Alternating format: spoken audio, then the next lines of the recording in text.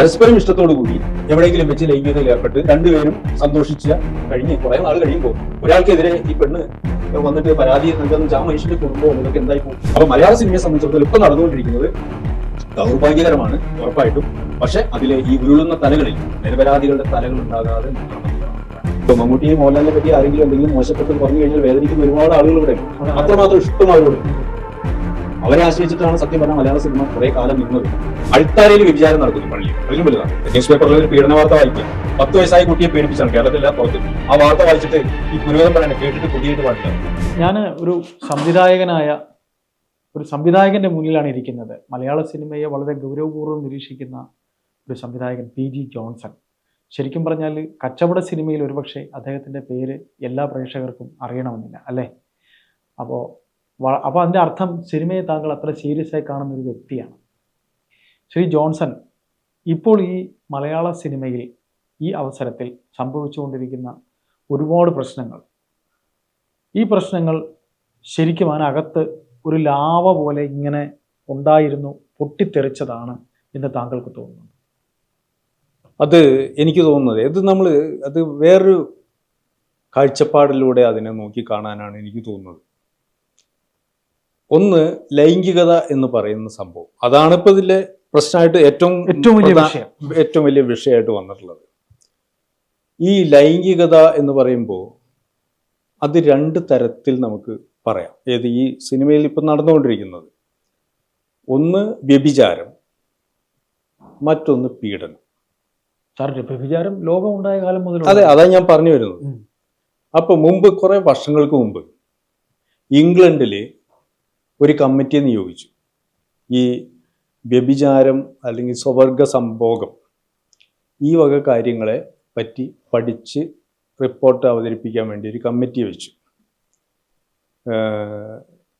വൂൾഫെൻഡൻ committee എന്നായിരുന്നു അതിൻ്റെ പേര്. 1957 അവർ റിപ്പോർട്ട് സമർപ്പിക്കുന്നത് സർക്കാരിന്. ആ റിപ്പോർട്ടിൽ അത് 3 കൊല്ലം പഠിച്ചതിന് ശേഷമാണ് റിപ്പോർട്ട് വയ്ക്കുന്നത്. ആ റിപ്പോർട്ടിൽ പറയുന്നത്, സ്വവർഗ സംഭോഗം 2 വ്യക്തികൾ തമ്മിൽ ഒരു മുറിക്കുള്ളിൽ വെച്ച് നടത്തുന്നതിനെ എതിർക്കേണ്ട ആവശ്യമില്ല, വ്യഭിചാരത്തിനെയും എതിർക്കേണ്ട ആവശ്യമില്ല, കാരണം അതൊക്കെ വ്യക്തി സ്വാതന്ത്ര്യത്തിൽപ്പെട്ടതാണ്. എന്നാൽ ഈ സ്ട്രീറ്റ് സോളിസിറ്റിംഗ്, തെരുവിൽ വെച്ചുകൊണ്ടുള്ള ഈ ആളുകളെ ആകർഷിക്കാനുള്ള ചില ചേഷ്ടകൾ സ്ത്രീകളും അവരുടെ ഏജന്റുമാരൊക്കെ നടത്തും, അതിനെ എതിർത്താൽ മതി, കാരണം അത് പബ്ലിക്കിന് ബുദ്ധിമുട്ടുണ്ടാക്കുന്നതാണ് എന്ന് പറഞ്ഞിട്ടുള്ള ഒരു റിപ്പോർട്ടാണ് സർക്കാരിന് അന്ന് സമർപ്പിക്കുന്നത്. ഭയങ്കര ഒച്ചപ്പാടും ബഹളമൊക്കെ ഉണ്ടായി. പക്ഷെ അവസാനം 1967 അത് ബിൽ പാസ്സാകുകയും ഒക്കെ ചെയ്തു.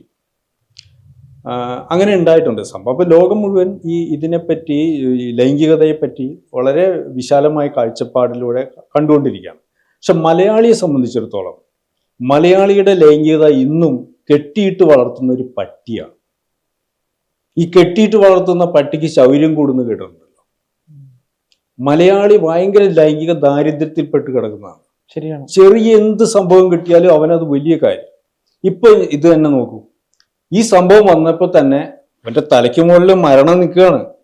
മുല്ലപ്പെരിയാർ അണക്കെട്ടിന്റെ പ്രശ്നം, ഇപ്പൊ നടന്ന ആ ഒരു വയനാട്ടിലെ വിഷയം അല്ല, അതൊക്കെ അതല്ല, ഇത് ഇവിടുത്തെ ഏറ്റവും വലിയ പ്രശ്നം, ഏറ്റവും വലിയ വിവാദവും ചർച്ചകളും നടന്നുകൊണ്ടിരിക്കുന്നതിന്റെ ഇടയിലാണ് ഈ ഹേമ കമ്മിറ്റി റിപ്പോർട്ട് വന്നതോടുകൂടി അവൻ മരണം മറന്നു. മരണം വിഷയമല്ല, അവന് ആസ്വദിക്കാൻ ഇതാണ് ഇഷ്ടം.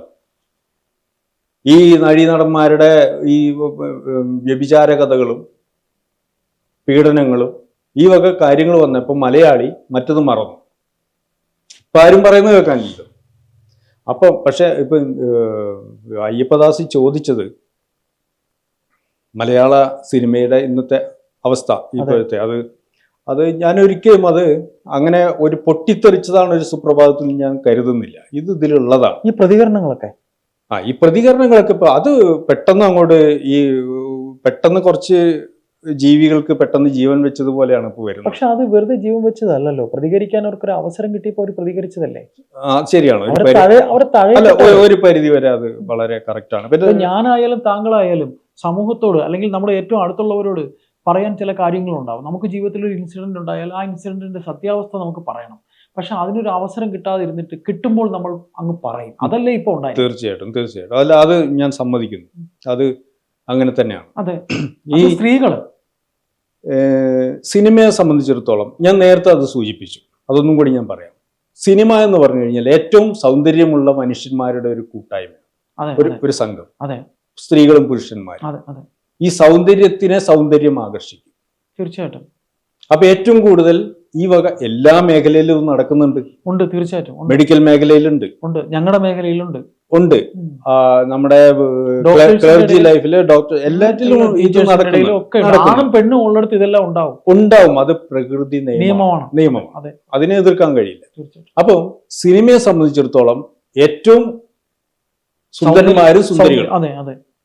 അപ്പൊ അവര് പരസ്പരം ആകർഷിക്കപ്പെട്ട് അവര് ഈ സിനിമയുടെ ഒരു പ്രത്യേകത, വീടും കുടുംബവും ഒക്കെ വിട്ട് കുറെ മാസങ്ങളോളം തന്നെ ചിലപ്പോ അവർക്ക് ഒരു ലോഡ്ജിലോ ഹോട്ടലിലോ ഒക്കെ താമസിക്കേണ്ടി വരും.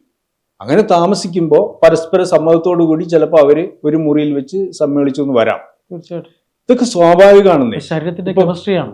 അതന്നെ, ശരീരത്തിന്റെ ആവശ്യമാണ്. ഇപ്പൊ നമ്മുടെ നാട് എറണാകുളമാണ്. എറണാകുളത്ത് ബാത്റൂമിൽ നമ്മൾ മൂത്രമൊഴിച്ചു. തിരുവനന്തപുരം പോവാണ്. തിരുവനന്തപുരം പോയിട്ടും അവിടുത്തെ ബാത്റൂമിൽ മൂത്രമൊഴിക്കരുത്, തിരിച്ചു വരുന്നവരെ നിൽക്കണം എന്ന് പറഞ്ഞാൽ നടക്കുന്ന കാര്യമല്ല. ഈ മൂത്രമൊഴിക്കുന്നത് പോലെയുള്ള ഒരു സംഗതി തന്നെയാണ് ലൈംഗികത. തീർച്ചയായിട്ടും. അതിൽ വേറെ യാതൊരു ദൈവികതയില്ല. അതുണ്ടാക്കുന്നത് മറ്റേ നമ്മളുടെ മതങ്ങളൊക്കെ പറഞ്ഞു പിടിപ്പിച്ചിട്ടുള്ളതാണ്. അതൊക്കെ വെറുതെ പറയുന്നതാണ്. ഇതുപോലെ ഒരു സംഗതി ഇത് എല്ലാ മനുഷ്യരിലും ഉള്ളതാണ്. ഇപ്പൊ അമ്പ് കൊള്ളാത്തവരില്ല കുരുക്കളിൽ എന്ന് പറഞ്ഞ പോലെ എല്ലാവർക്കും കിട്ടുന്നുണ്ട്. ഇതിന്റെ ആരോപണങ്ങൾ വന്നുകൊണ്ടിരിക്കുക ഓരോരുത്തർക്കും എതിരായിട്ട് മലയാള സിനിമയിൽ. അപ്പോൾ ഓരോ സ്ത്രീകൾ വരുന്നു, പറയുന്നു. പക്ഷെ അതിലുള്ള ഒരു സംഭവം, സത്യം പറയുന്നത് ഒരുപാടുണ്ട്, പക്ഷേ അതിന് മറിച്ചുള്ള സംഭവങ്ങളും ഉണ്ടാകാം. അതും നമ്മൾ പ്രതീക്ഷിക്കേണ്ടതാണ്. കാരണം പുരുഷനെ മാത്രം കുറ്റപ്പെടുത്തുന്നത് ശരിയല്ല. പീഡനങ്ങൾ ഒരിക്കലും ന്യായീകരിക്കാൻ നമുക്ക് കഴിയില്ല. അവസരം വാഗ്ദാനം ചെയ്തിട്ടുള്ള മറ്റേ കാസ്റ്റിംഗ് കൗച്ചുകൾ, ഇതൊന്നും നമുക്ക് അംഗീകരിക്കാൻ കഴിയില്ല. അതൊക്കെ തെറ്റ് തന്നെയാണ്. അങ്ങനെ ചെയ്തിട്ടുണ്ടെങ്കിൽ അവന്മാരൊക്കെ ശിക്ഷിക്കപ്പെടണം, നാളെ ജയിലിൽ അഴിയെണ്ണണം, അതിൽ യാതൊരു സംശയമില്ല. പക്ഷേ പരസ്പരം ഇഷ്ടത്തോടുകൂടി എവിടെയെങ്കിലും വെച്ച് ലൈംഗികതയിൽ ഏർപ്പെട്ട് രണ്ടുപേരും കഴിഞ്ഞ് കുറേ നാൾ കഴിയുമ്പോൾ ഒരാൾക്കെതിരെ ഈ പെണ്ണ് വന്നിട്ട് പരാതി നൽകാന്ന് വെച്ചാൽ ആ മനുഷ്യന്റെ കുടുംബവും ഇതൊക്കെ എന്തായി പോവും? തീർച്ചയായിട്ടും. അങ്ങേര് ചെയ്തിട്ടുള്ളത് എന്ന് വെച്ച് കഴിഞ്ഞാൽ വിശ്വാസമാണ്, പരസ്പര വിശ്വാസത്തിന്റെ പുറത്ത് ചെയ്തതാണ്. അപ്പൊ അങ്ങനെയുള്ള ബലിയാടുകളും മലയാള സിനിമ എന്നല്ല, ഏത് സിനിമ ഇൻഡസ്ട്രിയിലും ഇതൊക്കെ സംഭവിച്ചുകൊണ്ടിരിക്കുന്നതാണ്. പിന്നെ കലാകാരന്മാരെ സംബന്ധിച്ച് ഈ പലപ്പോഴും ഇത്തരം താല്പര്യങ്ങൾ കുറെ കൂടും. ഇങ്ങനെ ക്രിയേറ്റീവായിട്ടുള്ള വർക്ക് ചെയ്യുന്നതിൻ്റെ ചിലർ കള്ളു കുടിക്കുകയായിരിക്കും. കള്ളുകുടിയിൽ കൊണ്ട് അല്ലെങ്കിൽ അതുപോലെ ലഹരി വസ്തുക്കൾ ഉപയോഗിക്കുന്നതിലായിരിക്കും അവർക്ക് കൂടുതൽ ഒരു ഉന്മേഷം കിട്ടുന്നത്. ചിലർക്ക് ഇതായിരിക്കും. അത് എഴുത്തുകാരൻ പലതരം. ഇപ്പം ചില എഴുത്തുകാരെ പറ്റി കേട്ടിട്ടുണ്ട്. ഞാനൊരു പുസ്തകം വായിച്ചതിൽ ഒരു എഴുത്തുകാരൻ അയാൾക്ക് തുണി ഉടുക്കാതിരുന്ന് എഴുതണം. അയാളുടെ സ്വഭാവം അതാണെങ്കിൽ അയാൾക്ക് എഴുത്ത് വരും എന്ന് പറഞ്ഞാൽ അയാൾ അങ്ങനെ വിശ്വസിച്ച് എന്ത് ചെയ്യും? ചിലർക്ക് തലയണ മടിയിൽ വയ്ക്കണം, ചിലർക്ക് നിലത്ത് കമിഴ്ന്ന് കിടന്ന് എഴുതണം, ചിലർക്ക് കള്ളു കുടിച്ചിട്ട് എഴുതണം, ചിലർക്ക് ഒരു സ്ത്രീയായിട്ട് ബന്ധപ്പെട്ട് വന്നിട്ട് ഒരു ഓർഗാസത്തിന് ശേഷം വന്നിട്ട് ആ ഒരു ആലസ്യത്തിൽ കുറച്ചു നേരം കിടന്നുറങ്ങി എഴുന്നേറ്റിരുന്ന് എഴുതണം. ഇതൊക്കെ സംഭവിക്കുന്ന കാര്യങ്ങളാണ്. അപ്പൊ മലയാള സിനിമയെ സംബന്ധിച്ചിടത്തോളം ഇപ്പം നടന്നുകൊണ്ടിരിക്കുന്നത് ദൗർഭാഗ്യകരമാണ് ഉറപ്പായിട്ടും. പക്ഷെ അതിലെ ഈ ഉരുളുന്ന തലകളിൽ നിരപരാധികളുടെ തലകൾ ഉണ്ടാകാതെ നോക്കണം എന്നുള്ളതാണ് പ്രധാനം. ഈ ജനം എന്തിനാണ് ഇത്രമാത്രം ഇതിൽ ആർമാദിക്കുന്നത്? അത് നേരത്തെ കാരണം മറ്റതാണ്, ഈ ലൈംഗിക ദാരിദ്ര്യം തന്നെയാണ്. അതുകൊണ്ട് തന്നെ ഇപ്പൊ ഒന്ന് ആലോചിച്ച് നോക്കൂ. ഈ ഒരാള് കാര്യമായിട്ട് എന്തെങ്കിലും കാര്യം പറഞ്ഞു കഴിഞ്ഞാൽ അതിലെ പാൻറ്റീസ് അല്ലെങ്കിൽ അങ്ങനെയുള്ള വാക്കുകൾ ഇതിനെയൊക്കെ എടുത്തിട്ടാണ് സോഷ്യൽ മീഡിയയിൽ ആർമാദിക്കുന്നത്. ഇത്തരം വാക്കുകളോട് ഇവർക്ക് ഭയങ്കര ഇഷ്ടമാണ്. അപ്പൊ അത് അറിഞ്ഞുകൊണ്ട് തന്നെയാണ് ഈ ചാനലുകൾ, ഈ പിന്നെ ഇത് ഇത്തരം സംഭവം അല്ല, ഇത് അങ്ങനെയുള്ള സംഗതി ഹൈലൈറ്റ് ചെയ്ത് കൊടുക്കുന്നത്. അല്ല, അത് ഇപ്പോൾ ചേട്ടൻ ഇത് പറയുമ്പോൾ ഈ ചാനലുകൾ ഇത് കൊടുക്കുന്നു എന്ന് പറഞ്ഞു. ഇപ്പോൾ മലയാള ചാനലുകളിൽ ഇപ്പോൾ ഈ വാർത്തകൾ വരുന്നത് ഇപ്പോൾ മീഡിയ എന്ന രീതിയിൽ ഇപ്പോൾ ലൈംഗിക ദാരിദ്ര്യമാണ് അല്ല എങ്കിലും ജനമറിയേണ്ട കുറേ കാര്യങ്ങൾ നമ്മൾ അറിയിക്കണം. ഇപ്പോൾ ഹേമ കമ്മിറ്റി റിപ്പോർട്ട് എന്ന് പറയുന്ന ഈ വലിയൊരു റിപ്പോർട്ട് എനിക്ക് ചിലപ്പോൾ വായിച്ചിരിക്കാൻ പറ്റും, ചിലപ്പോൾ താങ്കൾക്ക് വായിക്കാൻ പറ്റും. നമ്മൾ കുറച്ച് നേരം വായിക്കും, വേണ്ട പോയിന്റ്സുകൾ എടുക്കും. പക്ഷേ ഈ സാധാരണക്കാരായ ആൾക്കാർക്ക് അത് കുത്തിയിരുന്ന് വായിക്കാൻ പറ്റണമെന്നില്ല. അങ്ങനെ ഒരു റിപ്പോർട്ട് പോലും ഉണ്ടോ എന്ന് അറിയാത്ത എത്രയോ ഓട്ടോ ഡ്രൈവർമാരുണ്ട്. എന്താണ് ഹേമ കമ്മിറ്റി റിപ്പോർട്ട് എന്ന് വെച്ചാൽ ഞങ്ങൾ പബ്ലിക് ഒപ്പീനിയൻ എടുക്കാൻ പോയപ്പോഴത്തേക്ക് അവർ ചില ഡ്രൈവേഴ്സ് വെക്കുന്നത് എന്ത് ഹേമ കമ്മിറ്റി റിപ്പോർട്ടാണ്, അത് നമുക്ക് അറിയില്ലല്ലോ, പത്രം വായിക്കാത്തവരുണ്ട്. അപ്പോൾ അവർ ചിലപ്പോൾ ടെലിവിഷനായിരിക്കും കാണുന്നത്. അപ്പോൾ അവർ കൂടെ ഇത് വിവരിക്കുമ്പോൾ, ഒരു പത്രപ്രവർത്തകൻ വിവരിക്കുമ്പോൾ ആ പത്രപ്രവർത്തകനെ പിന്നെ അവൻ്റെ ഇൻഡിവിഡുവൽ, അവനെന്ന ഇൻഡിവിഡുവലിനെ തിരിച്ച് കുറ്റം പറയുന്ന ഒരുപാട് ആൾക്കാർ നമ്മുടെ ഇടയിലുണ്ട്. നമ്മൾ തന്നെ ഈ ചാനലിൽ ചില വ്യക്തികളെയൊക്കെ വിളിച്ച് ചില അഭിപ്രായങ്ങൾ ചോദിക്കും സിനിമാ ഫീൽഡുമായി ബന്ധപ്പെട്ട്. ഞാൻ അവരുടെ പേരൊന്നും പറയാൻ ഉദ്ദേശിക്കുന്നില്ല. അപ്പോൾ അവരൊക്കെ തന്നെ വ്യക്തിപരമായി മീഡിയയിൽ ഇത്തരത്തിൽ പ്രോഗ്രാം ചെയ്യുന്നവരെ, റിപ്പോർട്ടേഴ്സിനെ ഒക്കെ പറയുന്നുണ്ട്. അതൊക്കെ ഒരു ശരിയായ പ്രവണതയായിട്ട് താങ്കൾ കരുതുന്നുണ്ടോ? നമ്മളിപ്പോൾ സിനിമയെക്കുറിച്ച് ക്രിറ്റിസിസം പറയുന്നു, സിനിമയിൽ ഇങ്ങനെ സംഭവിച്ചെന്ന് പറയുന്നു. അപ്പോൾ താങ്കൾ എത്ര പ്രതീകാത്മകമായിട്ടാണ് ആ കാര്യങ്ങൾ പറഞ്ഞത്? എല്ലാവരെ കൊണ്ടും പറ്റണമെന്നില്ല, എന്നാലും അതൊക്കെ ഒരു ശരിയായ പ്രവണതയായിട്ട് കാണുന്നുണ്ട്. ഇപ്പം ഞാൻ പറയാം, റിപ്പോർട്ടർ ടി വിയിലൊരു അവതാരിക, ഞങ്ങൾക്കറിയാം ഞങ്ങളെല്ലാം ഈ ഫീൽഡിൽ ഉള്ളവരാണ് എന്ന് പറഞ്ഞുകൊണ്ട് നമുക്ക് ഇപ്പം ഒരു ഘട്ടം വരെ, ഇപ്പം താങ്കൾ പറഞ്ഞു നമ്മൾ സിനിമയിൽ മോഹൻലാൽ, മമ്മൂട്ടി എന്നിവരെയൊക്കെ അവരുടെ രഹസ്യങ്ങൾ അറിയാൻ ഇവിടെ ആൾക്കാർക്ക് ഭയങ്കര താല്പര്യമാണ്. ഒരു ഘട്ടം വരെ നമ്മൾക്കാർക്കും അറിയാത്തതല്ല ലാൽ എന്ന് പറയുന്ന സിനിമാ നടൻ, മോഹൻലാൽ എന്ന് പറയുന്ന വ്യക്തിക്ക് ഇങ്ങനെയൊക്കെയുള്ള കുറേ കഥകളുണ്ടെന്ന്. എങ്കിലും നമ്മൾ അയാളുടെ സിനിമകൾ കാണാൻ തിയേറ്ററിൽ പോയിട്ടുണ്ടല്ലോ. എത്രയോ ചെറുപ്പക്കാർ, എത്രയോ പുരുഷന്മാർ, എൻ്റെ പ്രായമുള്ളവരും താങ്കളുടെ പ്രായമുള്ളവരും മോഹൻലാലിനെ ഇഷ്ടപ്പെടുന്ന അയാളുടെ അഭിനയ പ്രതിഭയല്ലേ? അതെ, തീർച്ചയായിട്ടും. അപ്പൊ ആ ഒരു ഘട്ടം വരെ നമ്മളത് ചിന്തിച്ചില്ല. അപ്പൊ ഇദ്ദേഹം ഇങ്ങനെ സംസാരിക്കുന്ന ഒരു പത്രപ്രവർത്തകരെയും കുറ്റം പറയുന്നുണ്ട്. ചോദിക്കാനുള്ളത്, ഇപ്പം മലയാള സിനിമയെ താങ്ങി നിർത്തുന്ന മോഹൻലാൽ, മമ്മൂട്ടി എന്നീ രണ്ട് താരങ്ങൾ എന്തുകൊണ്ട് ഇത്ര ദിവസമായിട്ടും ഈ ഇത്രയും വലിയ ഭൂകമ്പം ഉണ്ടായിട്ടും പ്രതികരിച്ചില്ല എന്നുള്ളത്, അതിനെക്കുറിച്ച് താങ്കൾക്ക് എന്താ പറയുക? അപലപനീയം എന്നേ പറയാനുള്ളൂ. അവർ പ്രതികരിക്കേണ്ട സമയം അതിക്രമിച്ചു. അവരല്ലാതെ ആരാണ് ഇത് ഇവിടെ പ്രതികരിക്കേണ്ടത്? മലയാള സിനിമയെ താങ്ങി നിർത്തുന്നത് അവരല്ലേ? അവർക്ക് ഉത്തരവാദിത്വം ഉണ്ടെന്നേ. അവരെ ഇത്രയും വർഷങ്ങളോളം എത്ര തലമുറകൾ അവരെ കണ്ടു കഴിഞ്ഞു, അവരെ നെഞ്ചിലേറ്റി കഴിഞ്ഞു. മലയാള സിനിമ ഇപ്പൊ മമ്മൂട്ടിയെ, മോഹൻലാലിനെ പറ്റി ആരെങ്കിലും എന്തെങ്കിലും മോശപ്പെട്ടത് പറഞ്ഞു കഴിഞ്ഞാൽ വേദനിക്കുന്ന ഒരുപാട് ആളുകൾ ഇവിടെ ഉണ്ട്. അത്രമാത്രം ഇഷ്ടം അവരോടുണ്ട്. അവരെ ആശ്രയിച്ചിട്ടാണ് സത്യം പറഞ്ഞാൽ മലയാള സിനിമ കുറെ കാലം നിന്നത്, വീഴാതെ നിന്നതൊക്കെ. പിന്നെ ചെറുപ്പക്കാരൊക്കെ വന്നത്. അപ്പൊ അത്രയും ഇത് മലയാള സിനിമയോട് അവർക്ക് കടപ്പാടുണ്ടെന്നേ. അവര് വരണം, മുന്നോട്ട് വന്ന് പറയണം, മറുപടി പറയണം. തെറ്റ് ചെയ്തിട്ടുണ്ടെങ്കിൽ തെറ്റ് ചെയ്തവനെ ശിക്ഷിക്കാൻ തന്നെ അവർ പറയണം, അല്ലാതെ സംരക്ഷിക്കുകയല്ല വേണ്ടത്. അവർക്ക് തെറ്റ് പറ്റിയിട്ടുണ്ടെങ്കിലും അവർ ശിക്ഷ അനുഭവിക്കുക തന്നെ വേണം. പക്ഷേ അവര് തെറ്റ് ചെയ്തിട്ടുണ്ടെന്ന് എനിക്ക് തോന്നുന്നില്ല, ഞാൻ അങ്ങനെ വിശ്വസിക്കുന്നില്ല. അറിഞ്ഞുകൂടാ, മനുഷ്യരാണ്. പക്ഷേ ഞാൻ പറയുന്നു, മമ്മൂട്ടി, മോഹൻലാൽ എന്നൊക്കെ പറയുന്ന വ്യക്തികൾക്ക്, സ്ത്രീകൾക്ക് അത്ര ദാരിദ്ര്യമുള്ള ആൾക്കാരൊന്നുമല്ല. വേണമെന്ന് വിചാരിച്ചു കഴിഞ്ഞാൽ ക്യൂ നിൽക്കും. തീർച്ചയായിട്ടും അത് ഇവിടെ വേണമെന്നില്ല. ഇഷ്ടംപോലെ കോടികളുള്ള ആളുകളാണ് ലോകത്തിന്റെ ഏതെങ്കിലും ഭാഗത്ത് പോയിട്ട് എന്ത് ചെയ്താലും ആരറിയാനതൊക്കെ. അല്ല, അവർക്ക് ആ ഒരു ഇതുണ്ടല്ലോ, അവരുടെ ഒരു, നമ്മൾ നേരത്തെ പറഞ്ഞ പോലെ സുന്ദരന്മാരാണ് അവർ, ഈ ഫീൽഡിൽ അവർ അറിയപ്പെടുന്ന കലാകാരന്മാരാണ്. അതെ. അപ്പൊ അവർക്കെതിരെ ഇങ്ങനെയുള്ള ആരോപണങ്ങൾ വരുമ്പോൾ ഒരു 98% അത് ശരിയാവാൻ സാധ്യതയില്ല എന്ന് വിശ്വസിക്കുന്ന ആളാണ്. പിന്നെ മനുഷ്യനാണ്, മാനുഷികമായ ചില സന്ദർഭങ്ങളുടെ. അല്ല, മോഹൻലാലിനെ സംബന്ധിച്ച് അദ്ദേഹത്തിനെതിരെ ഈ കേൾക്കുന്ന കഥകളിലൊന്നും അദ്ദേഹത്തിന് ഒരു ഇതുമില്ല. അദ്ദേഹം കോമഡി ആയിട്ട് അദ്ദേഹം എടുക്കുന്നു. ഇതുവരെയും ഒരു സ്ത്രീയും അദ്ദേഹത്തെ കുറിച്ച് അങ്ങനെ മോശമായി ഇതുവരെയും പറഞ്ഞിട്ടില്ല. അപ്പോ ഞാനിപ്പോ ചോദിക്കുന്ന ഇത്രയേ ഉള്ളൂ, ഇത് ഇപ്പൊ ഇവർ രണ്ടുപേരും പ്രതികരിച്ചില്ല. എന്തുകൊണ്ട്? താങ്കൾ ഒരു സംവിധായകനാണ്, താങ്കൾ മാക്ടയിൽ അംഗമാണോ എന്ന് എനിക്ക് അറിയില്ല. അംഗമാണോ താങ്കൾ? മാക്ടയിൽ അംഗമായിരുന്നു, ഫെഫ്കയിലുണ്ട്. എന്തുകൊണ്ട് മാക്ടയുടെ അല്ലെങ്കിൽ ഫെഫ്കയുടെ തലപ്പത്തിരിക്കുന്നവർ ഈ സംഭവത്തിൽ ഇതുവരെ പ്രതികരിച്ചില്ല? സിനിമ സംവിധായകന്റെ കലയല്ലേ? തീർച്ചയായിട്ടും സംവിധായകന്റെ കലയാണ്. പക്ഷെ വേറെ കാര്യമുണ്ട്. ഈ ആരോപണങ്ങൾ ഏത് തരത്തിലാണ് വരുന്നത് എന്നുള്ള കാര്യം അവരൊരുപക്ഷെ നോക്കിയിരിക്കായിരിക്കാം. ഇപ്പം എന്തായാലും റിപ്പോർട്ട് വന്നു കഴിഞ്ഞു. പക്ഷെ അതിൽ ഒരാഴ്ച കഴിഞ്ഞല്ലോ. ഒരാഴ്ച ഇപ്പം കഴിഞ്ഞു. അവരുടെ കൂടെ ഉണ്ടായിരുന്ന ഒരു സംവിധായകൻ രഞ്ജിത്ത് എന്ന് പറയുന്ന അദ്ദേഹം മോശക്കാരനല്ല. അതെ, അതെ. മലയാള സിനിമയെ അല്ല, പ്രതികരിക്കേണ്ട സമയമായി. ശരിക്കും ഒരു രഞ്ജിത്തിനെ ഇങ്ങനെ ഒരു ചലച്ചിത്ര അക്കാദമിയിൽ നിന്ന് കൊമേഴ്സ്യൽ സിനിമയുടെ വക്താവ് എന്നതുപോലെ തന്നെ അദ്ദേഹം അത്യാവശ്യം ബുദ്ധിജീവ സിനിമയും ചെയ്യാൻ കെൽപ്പുള്ള ഒരു സംവിധായകൻ. തീർച്ചയായിട്ടും അപ്പൊ അദ്ദേഹത്തിന് ഇത്തരത്തിലൊരു ആപത്ത് കൂടെ സംഭവിക്കുമ്പോൾ അതിന് തീർച്ചയായും ഫെഫ്കയോ അല്ലെങ്കിൽ മാക്ടയോ പ്രതികരിക്കേണ്ട സമയം അതിക്രമിച്ചിരിക്കുന്നു. അതെ, അതെ, തീർച്ചയായിട്ടും അല്ലേ? തീർച്ചയായിട്ടും പ്രതികരിക്കേണ്ടതല്ലേ. പിന്നെ എനിക്ക് ഒന്നുകൂടി ചോദിക്കാനുണ്ട്. അതായത് ഈ മലയാള സിനിമയിലെ താരാധിപത്യം അവസാനിക്കാൻ പോകുന്നു എന്ന് താങ്കൾ കരുതുന്നുണ്ടോ? തീർച്ചയായിട്ടും താരാധിപത്യമൊക്കെ അവസാനിക്കുക തന്നെയാണ്. അതിനുള്ള ലക്ഷണങ്ങളൊക്കെ കണ്ടു തുടങ്ങി. കാരണം ഇന്നിപ്പോ പ്രേക്ഷകന് ഇന്ന ആള് വേണം എന്നൊന്നുമില്ല. കഥ നല്ലതായിരുന്നാൽ മതി. കഥയും അതിന്റെ അവതരണവും. നമ്മൾ ശ്രീനിവാസനെ നായകനായിട്ട് വേണമെങ്കിൽ നമ്മൾ കൊണ്ടുപോയി കണ്ട സിനിമകളുണ്ട്, എത്രയോ മനോഹരമായ സിനിമകളുണ്ട്. പിന്നെ തീർച്ചയായിട്ടും അതിൽ വെറുതെ ഒരു ഗസ്റ്റ് റോളിൽ വന്ന് മമ്മൂട്ടി പോയി വിജയിച്ച സിനിമകളൊക്കെ നമ്മുടെ മനസ്സിലുള്ള സിനിമകളുണ്ട്. അപ്പോൾ ഞാൻ ചോദിക്കുന്ന സ്റ്റാർഡം അവസാനിക്കുന്നു എന്ന് തന്നെ താങ്കൾ വിശ്വസിക്കുന്നു? പതിയെ അവസാനിച്ചുകൊണ്ടിരിക്കുകയാണ്.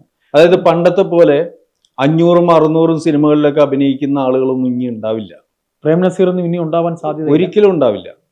ആ കാലം അതായിരുന്നു. ആ കാലത്ത് പ്രേം നസീറിനെ പോലെ വേറൊരു നടൻ ഉണ്ടായിരുന്നില്ലല്ലോ. ഇപ്പൊ നമ്മൾ ഹേമ കമ്മിറ്റി റിപ്പോർട്ട് വന്നു. ഈ റിപ്പോർട്ട് പൂഴ്ത്തി വെച്ചിരുന്നു എന്ന് താങ്കൾ വിശ്വസിക്കുന്നുണ്ടോ? 4 കൊല്ലം, 4-4.5 വർഷം അത് ഗൗരവതരമായിട്ട് കാണേണ്ട ഒരു വിഷയമാണ്. കാരണം മനുഷ്യായുസ് എന്ന് പറഞ്ഞാൽ എത്ര ചെറുതാണ്. ഇതിന്റെ ഇടയ്ക്ക് ഇങ്ങനെ വർഷങ്ങളോളം ഒരു കേസിന് വേണ്ടിയൊക്കെ ഒരു സംഭവമൊക്കെ ഇങ്ങനെ താമസിപ്പിക്കാന്ന് വെച്ച് കഴിഞ്ഞാൽ വളരെ മോശം. ഇപ്പൊ കോടതിയിൽ തന്നെ ചില കേസുകൾ 10-15 കൊല്ലമൊക്കെ നീങ്ങുന്നില്ലേ ചില കേസുകൾ പലതും. അത് വളരെ മോശമാണ്. മനുഷ്യായുസ് ചെറുതാണ്. ഈ ചെറിയ ആയുസ്സിൽ ഇപ്പൊ ഞാൻ പലപ്പോഴും പറയാറുണ്ട്, 100 കിലോമീറ്റർ ഓടുന്ന വണ്ടിയിൽ 1000 കിലോമീറ്ററിനുള്ള ഇന്ധനം അടിക്കേണ്ട ആവശ്യമില്ല. കാരണം ജീവിതം അത്ര നിസ്സാരമാണ്. ആകെ കൂടി വന്നാൽ 100 കൊല്ലമാണ് മനുഷ്യൻ കൂടി വന്നാൽ. അതിന് കണ്ടമാനം സമ്പാദിച്ച് ടെൻഷൻ അടിച്ച് ഇതൊക്കെ പേരും പ്രശസ്തിയും പണവും ഇതൊക്കെ സമ്പാദിച്ചു കൂട്ടേണ്ട ആവശ്യമില്ലാന്നേ. കാരണം ഇത് കുറച്ച് ദൂരം പോയാൽ മതി. അത്ര ചെറിയ ജീവിതം. ഈ ജീവിതത്തിൻ്റെ ഈ ഒരു ഹ്രസ്വത കണക്കിലെടുത്തിട്ട് വേണം ഈ കേസുകളുടെ കാര്യങ്ങളൊക്കെ നമ്മൾ നോക്കാൻ. അപ്പം തീർച്ചയായിട്ടും ഇത് പൂഴ്ത്തി വെച്ചത് തെറ്റ് തന്നെയാണ്. അത് അറിഞ്ഞുകൊണ്ട് തന്നെയാണ്. ഞാനിപ്പം ഒരു കാര്യം പറയാം, രാഷ്ട്രീയ കളികൾ ഇതിൽ ഒരുപാട് നടക്കുന്നുണ്ടല്ലോ. രാഷ്ട്രീയം ഉണ്ടല്ലോ ഇതിൻ്റെ പുറകിൽ. രാഷ്ട്രീയം തന്നെയാണ്. ഞാൻ അതിലേക്കൊന്നും കടക്കുന്നില്ല. നമ്മൾ സംസാരിച്ചു പോയാൽ പിന്നെ ഒരുപാട് കാര്യങ്ങൾ അതിനെക്കുറിച്ച് പറയേണ്ടി വരും. അപ്പോൾ എനിക്ക് മറ്റൊന്നുകൂടെ ചോദിക്കാനുള്ളത്, ഇന്നിപ്പോ ഒരു സംവിധായകൻ രാജിവെച്ചു, പിന്നെ അമ്മയുടെ മുഖമായിരുന്ന സിദ്ദിഖ് പടിയിറങ്ങി. അപ്പോൾ ഈ അമ്മ എന്ന സംഘടന ഒരു ചാരിറ്റി സംഘടനയാണെന്ന് അവർ മുക്കിന് പറയുകയാണെങ്കിലും ഈ മലയാള സിനിമയുടെ ഒരു മുഖമാണ് AMMA. ഈ അമ്മ എന്ന് പറയുന്ന സംഘടനയും മലയാള സിനിമയും മറ്റു ഭാഷാ ചിത്രങ്ങളുടെ മുന്നിൽ തലകുനിക്കേണ്ട അവസ്ഥയിലല്ലേ ഇപ്പോൾ നിൽക്കുന്നത്? സത്യത്തിൽ എല്ലാ ഫിലിം ഇൻഡസ്ട്രിയിലും ഇതൊക്കെ നടക്കുന്നുണ്ട്. പക്ഷെ ഇതിപ്പം കുറെ എന്താ പറയാ, അതൊക്കെ ഹൈലൈറ്റ് ചെയ്ത് കാണിക്കുന്നു എന്ന് മാത്രം. അങ്ങനെ ഒരു സാഹചര്യം ഇവിടെ ഉണ്ടായി, അത്രേ ഉള്ളൂ. മറ്റുള്ള ഭാഷകളിലും ഇതൊക്കെ ഉണ്ടാകുക. അവർ പിന്നെ അത് മൂടി വെച്ച് നമുക്കൊരു നാണക്കേടല്ലേ മറ്റു ഭാഷകളുടെ മുന്നിൽ? നാണക്കേടാണ് തീർച്ചയായിട്ടും. അതിൽ സംശയമൊന്നുമില്ല. അപ്പോൾ ഇനി മറ്റൊന്നുകൂടെ, ഈ സർക്കാർ ഒരുപക്ഷെ ഒരു നിയമം ഉണ്ടാക്കുകയാണെങ്കിൽ അത് കോടതി ഇടപെടലും കാര്യങ്ങളും ഒക്കെ വന്നാൽ തന്നെയും കാലങ്ങൾ എടുക്കില്ലേ? താങ്കൾ പറഞ്ഞ പോലെ ഹ്രസ്വമായ ഒരു ജീവിതത്തിൽ ചിലപ്പോൾ ഇതെല്ലാം നമ്മുടെ കണ്ണിൽ തന്നെ ഇതൊരു നിയമമായി വരുന്നത് എത്ര കാലം കഴിഞ്ഞായിരിക്കും? അതെ, തീർച്ചയായിട്ടും. അല്ലെ? അങ്ങനെ ഒരു സംശയം താങ്കൾക്ക് ഉണ്ടാകുന്നില്ലേ? ഉണ്ട്, തീർച്ചയായിട്ടും. അപ്പൊ ഈ സർക്കാർ ഇടപെടലുകൾക്കൊക്കെ എന്തെങ്കിലും ഫലപ്രാപ്തി നമുക്ക് കാണാൻ കഴിയുന്നുണ്ടോ? കാണാൻ കഴിയണം. അതായത് ഞാൻ പറയുന്നത്, ബുദ്ധിപരമായിട്ട് ഭരണകൂടമാണെങ്കിലും നമ്മുടെ സംഘടനകളാണെങ്കിലും കലാകാരന്മാരാണെങ്കിലും അതിൻ്റെ പ്രായോഗിക വശം മുന്നിൽ കണ്ടുകൊണ്ട് മുന്നോട്ട് പോകുക എന്നുള്ളതാണ് ഇതിലുള്ള കാര്യം. വെറുതെ പരസ്പരം ചെളിവാരി എറിഞ്ഞതുകൊണ്ടോ ഒന്നും കാര്യമില്ല.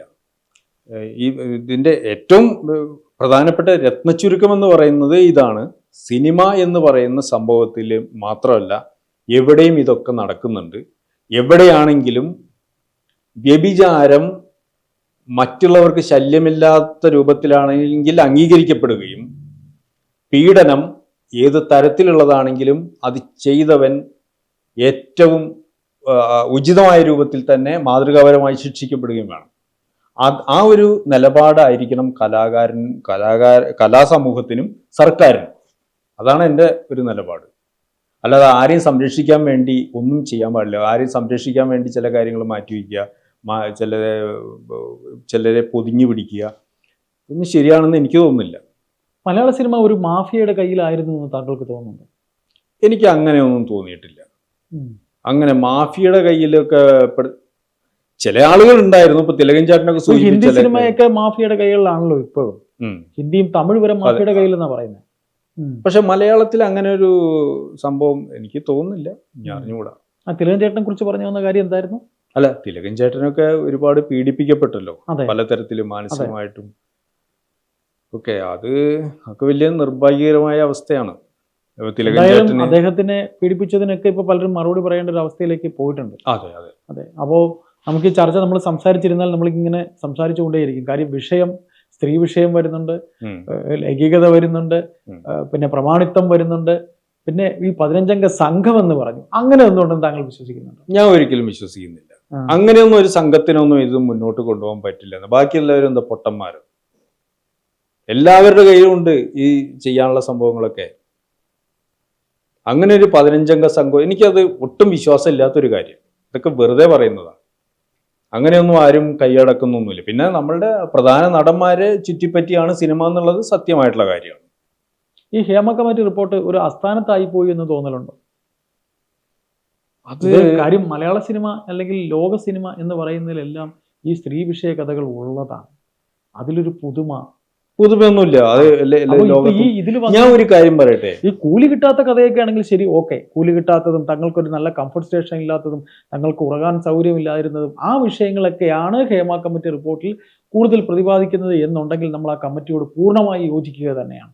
വെറും സ്ത്രീപക്ഷ കഥകൾ മാത്രം ഇങ്ങനെ മാധ്യമങ്ങൾ കൊട്ടിഘോഷിക്കുന്നതിനോട് എനിക്ക് യോജിപ്പില്ല. എനിക്കുമില്ല. അത് ശരിയല്ലാന്നേ. എന്തിനാണ് അത് ഇത്ര? ഞാൻ ഒരു കാര്യം പറഞ്ഞിട്ടെ, നമ്മുടെ ചരിത്രത്തിലെ Leonardo da Vinci, Michelangelo, Virginia wolf, അങ്ങനെ പല പ്രശസ്തരും കുത്തഴിഞ്ഞ ലൈംഗിക ജീവിതം അലക്സാണ്ടർ ചക്രവർത്തി, ഇവരൊക്കെ അങ്ങനെ മഹാന്മാര് പോലും ഇതിൽ നിന്നൊന്നും ഒഴിഞ്ഞു നിൽക്കാൻ കഴിയില്ല അവർക്ക്. ചരിത്രം രേഖപ്പെടുത്തിയിട്ടുള്ളതാണ് ഇതൊക്കെ. അപ്പൊ പിന്നെ സാധാരണ മനുഷ്യരുടെ കഥ പറയാനുണ്ടോ? ഇതെല്ലായിടത്തും നടക്കുന്നേ. അൾത്താരയിൽ വ്യഭിചാരം നടക്കുന്നു പള്ളിയുടെ, അതിലും വലുതാണത്.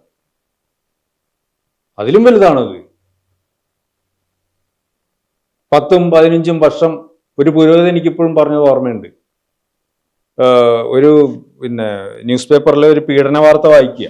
10 വയസ്സായ കുട്ടിയെ പീഡിപ്പിച്ചാണ്, കേരളത്തിലല്ല പുറത്ത്. ആ വാർത്ത വായിച്ചിട്ട് ഈ പുരോഹിതൻ പറയാണ്, കേട്ടിട്ട് കൊതിയായിട്ട് പാടില്ല. പുരോഹിതൻ, അതാണ് അവസ്ഥ. ഒരു പുരോഹിതൻ അങ്ങനെ പറഞ്ഞു പോയെങ്കിൽ, ഇത് ഞാൻ കേട്ട കാര്യമായി പറയുന്നത്. താങ്കൾ എഴുതിയൊരു നോവൽ ഉണ്ടല്ലോ, ഒരു കന്യാസ്ത്രീയുടെ ആത്മസംഘർഷങ്ങളുടെ. അതെ, നേർച്ച. അതെ. എന്തായാലും ഇത്രയും വളരെ വളരെ വലിയൊരു വിഷയം ഒരു ചുരുങ്ങിയ സമയത്തിനിടയിൽ നമുക്ക് സംസാരിക്കാനേ കഴിഞ്ഞുള്ളൂ. എന്തായാലും മറ്റൊരു അവസരത്തിൽ വീണ്ടും നമുക്ക് വേറെ താങ്കളുടെ എഴുത്തിനെക്കുറിച്ചും താങ്കൾ എന്ന എഴുത്തുകാരനെ കുറിച്ചും താങ്കളുടെ സിനിമാ സങ്കല്പത്തെക്കുറിച്ചും ഒക്കെ നമുക്ക് സംസാരിക്കാം. പുതിയ ഏതെങ്കിലും സിനിമ വരുന്നുണ്ടോ താങ്കളുടേതായ? പുതിയ ഒരെണ്ണം, ഒരു ഡൽഹി പ്രൊഡ്യൂസറെ പറഞ്ഞ അഡ്വാൻസ് ഒക്കെ തന്ന് നിൽക്കുകയാണ് ഒരു സംഭവം. എന്തായാലും മലയാള സിനിമയുടെ കച്ചവട താല്പര്യങ്ങളിൽ നിന്ന് മാറി ഒരു മധ്യവർത്തി സിനിമകളുടെ അല്ലെങ്കിൽ സമാന്തര സിനിമകളുടെ അമരക്കാരനായി താങ്കൾ നിൽക്കുന്നതൊക്കെ എന്നെപ്പോലത്തെ എൻ്റെ വയസ്സുള്ള ചില സിനിമ ആസ്വാദകർക്കൊക്കെ വളരെ താല്പര്യമായിരിക്കും. അത്തരത്തിൽ നല്ല ചിത്രങ്ങൾ താങ്കളിൽ നിന്ന് ഉണ്ടാകട്ടെ എന്ന് പ്രതീക്ഷിക്കുന്നു. നമുക്ക് ഇനിയും ഇരിക്കാം. സന്തോഷം. Thank you. സന്തോഷം.